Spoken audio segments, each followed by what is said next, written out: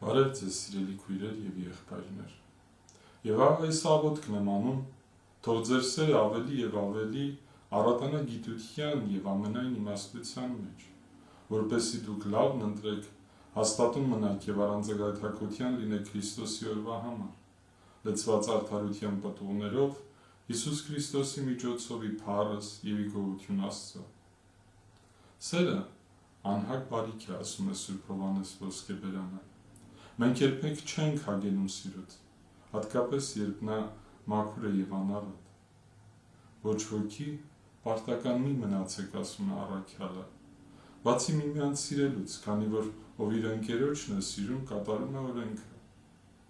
Սերը երբեք և երբեք բավարար չի լինում։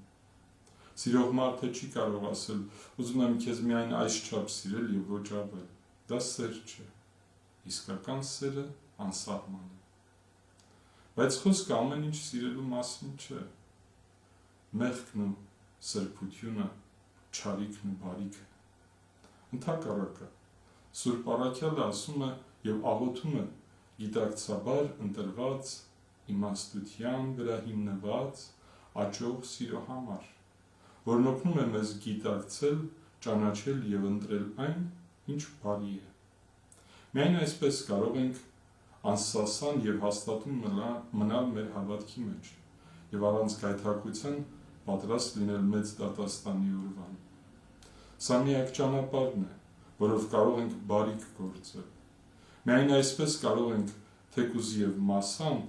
բայց անընդհատ զարգացնելով սիրուց բխած մեր բարի գործերը, պատասխանել Աստծո մեր հանդեպ ունեցած անսահման սիրուն։ Այո, սերը անսահման է։ Եվ մենք կարող ենք այն ճանաչել միայն եթե մեզ նվիրենք ամբողջությամբ Աստված գիտության, որովհետև գիտենք Աստված սեր է։ Բայց նույնիսկ այս գիտակցությունը բավարար չէ։ Անհրաժեշտ է նաև իմանալը։ Սերը կարող է հարատև ու անթերի լինել միայն, եթե մենք հասկանանք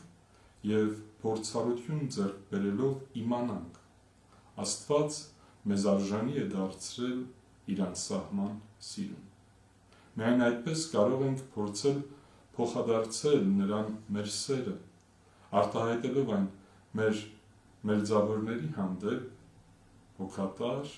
և գիտակցված սիրով Հիսուս Քրիստոսի միջոցով ի փառս և ի գոհություն Աստուծո։